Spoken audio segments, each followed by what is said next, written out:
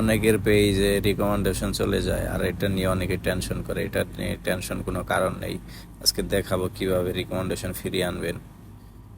তো দেখেন, প্রথমে আপনি রিকমেন্ডেশন চেক করবেন যে আছে কি না। তো আমার পেজে রিকমেন্ডেশন চলে গেছিল, তো আবার সেটা এখন ঠিক হয়ে গেছে।